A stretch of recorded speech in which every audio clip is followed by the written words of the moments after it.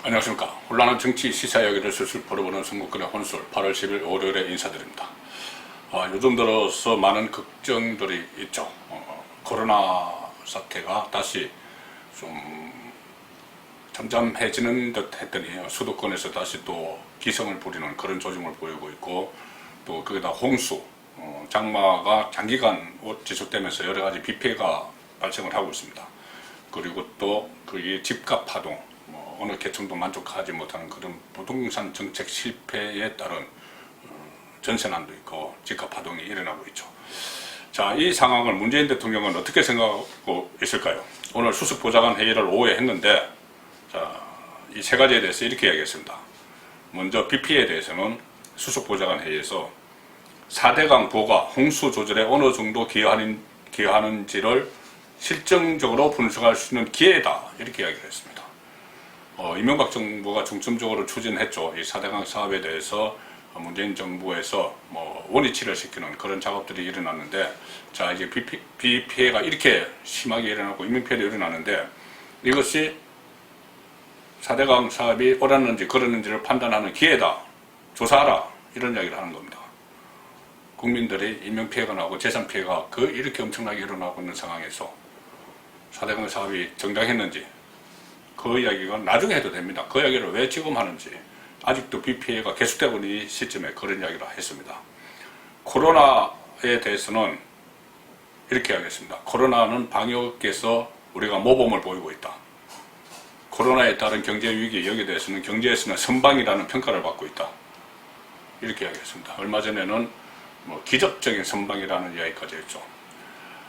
도대체 문재인 대통령의 인식이 어떻게 되어 있는지 궁금하지 않을 수 없는데, 아마 이런 것들은 지금까지 쭉 한 걸로 보면은 본인의 정권이 그런 막 이야기하는 것을 다 믿는 사람들이 있습니다. 그 믿는 사람들, 열성 지지자들이죠. 열성 지지자들만 이끌고 국정 운영을 해나가겠다, 그런 기조를 그대로 가져가는 것 같습니다. 임기 초반부터 계속 반대파들은 거의 무시하는 그런 국정 운영을 해왔죠.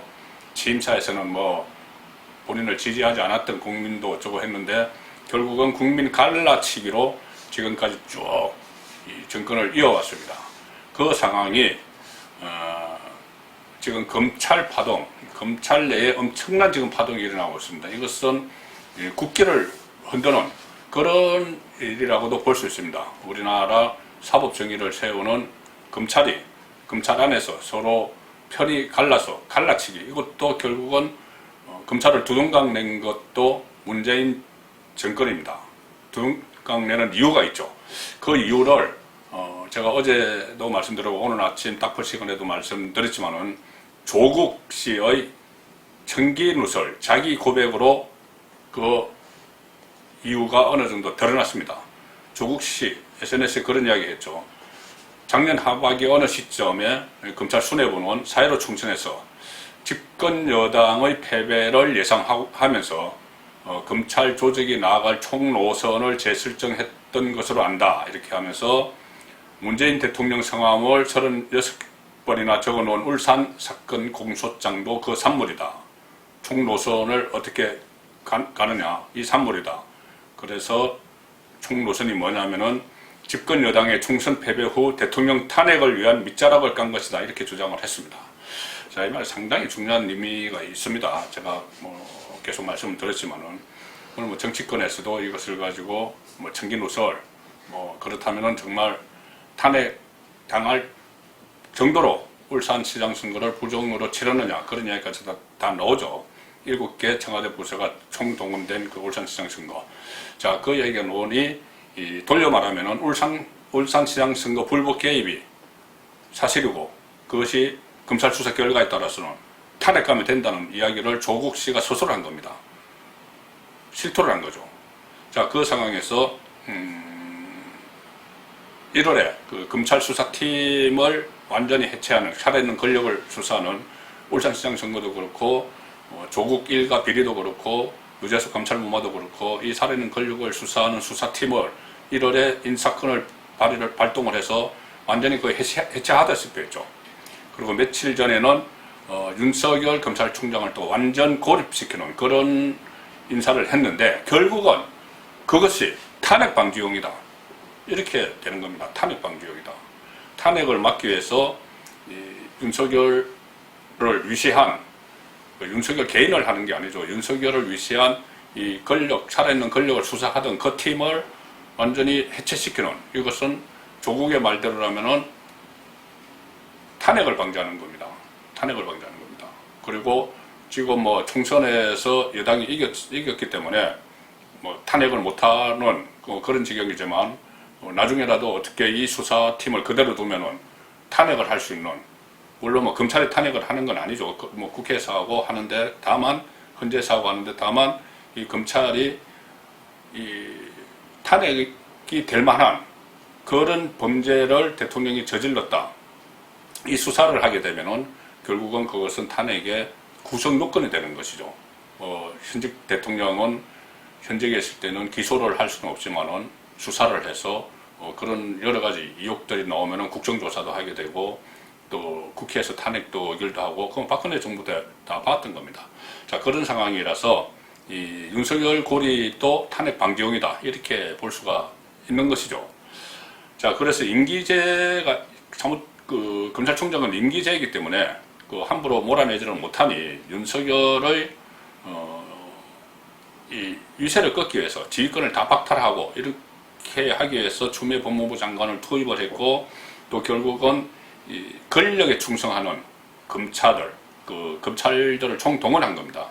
그러니까는 이 정권을 수사하려는 이 검사들을 힘을 빼기 위해서 정권을 사수하려는 정권 수사파를 제압하기 위해서 정권 사수파를 검찰 요직에 속속 앉히는 것이죠. 그것이 1월달과 이번 검찰 인사의 핵심이었습니다. 자, 그래서 그러니까 이의제의라는 말이 있지 않습니까? 이의제의, 오랑캐로서 오랑캐를 친다, 이건데, 이렇게 되면 이검 재검이 되는 것이죠. 검찰로서 검찰로 검찰을 친다, 이렇게 되는 것인데, 결국은 이것을 위해서 문재인 대통령의 경희대학교 동문이고, 또 노무현 정부에서 청와대에서 같이 부하로 데리고 있었던 이성윤 서울중앙지검장을 딱 정권 사수파죠. 정권 사수파 이성윤을 정권 수사파 검찰총장 윤석열을 견제하기 위해서 서울중앙지검장으로 딱 임명했던 것이 지난 1월달이었습니다. 그리고 윤석열의 척건이죠. 역시 정권 수사파인 한동훈을 권한유착 의혹 이런 걸로 엮었고, 그것을 직접 또 수사를 한 정진웅 역시 정권 사수파가 되겠죠. 부장검사. 그래서 이 두 사람이, 정진웅과 한동훈이 사상 유례없는 유심칩 하나 압수수색하는 과정에서 난투극을 벌이는 그런 추태까지 벌였습니다. 그래서 정말 왜 이렇게까지 하느냐, 그런 생각이 들었지만, 지금 조국 씨가 이야기한 대로 이것이 탄핵과 연결이 되어 있다면 정권의 명운과 관계가 돼 있고, 대통령 탄핵 여부가 달려있다고 생각하면은, 그럴 수도 있겠구나, 이렇게도 생각이 미치는 부분입니다. 자, 그리고 그러다 보니 최근에 여러 가지 시도를 윤석열 고립을 하고 주변을 쳐내고 하다가, 최근에 단행된 검찰 인사는 정권 수사파, 윤석열 쪽에 정권 수사파에 남아있던 검찰들로 그나마 다 몰아내고, 정권 사수파가 정권을 완전히 검찰을 완전히 장악한 그런 인사가 있었던 것이죠. 이렇게 되니까 장외에서도 서로 검사들끼리 정권 수사파, 정권 사수파 이렇게 나눠서 또 막 설전을 막 벌이고 있습니다. 지난 7일 검사장급 인사 발표 이후에 사의를 표명했었죠. 문찬석 강조지검장이 이성윤은 검사도 아니다, 그런 이야기 했고, 또 오늘도 검찰 내부 통신망에 글을 올려서 정치의 영역에 검찰이 너무 깊숙이 들어오는 것 같아서 염려된다, 이런 또 글을 올렸습니다. 그러니까 임원정 울산지검 부장검사, 조국과 좀 밀접하죠. 여태까지 그 활동을 SNS에 올린 글을 보면은, 임원정, 그러니까 정권 사수파라고도 할 수 있습니다. 울산지검 부장검사가 SNS에 또 이렇게 올렸습니다. 문찬석 강조지검장을 겨냥해서 처세의 능수능란한 검사, 난세의 강교한 검사. 자, 검사들끼리 저 상하관계도 있는데 이런 그 글들을 올리면서 완전히 검찰이 두둥강이 나는데, 이것은 갈라치기를 한 거죠.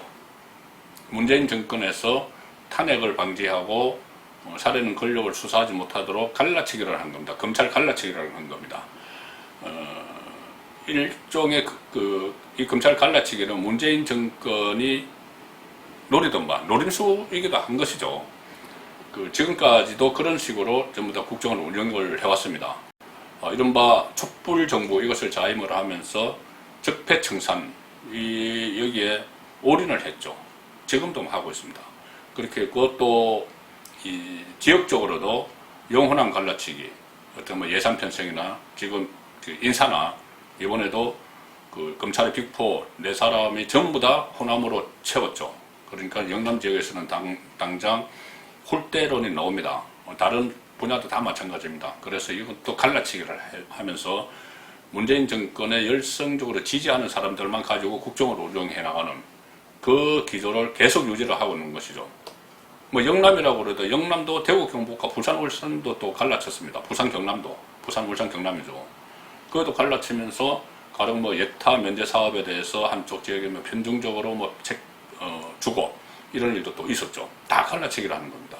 한일 모육 갈등이 있었을 때 완전히 친일파, 친일, 반일 이런 프레임을 걸어서 그때 조국 씨가 SNS에 계속 글을 올리고 뭐 죽창가 이야기하고 그렇게 했었죠.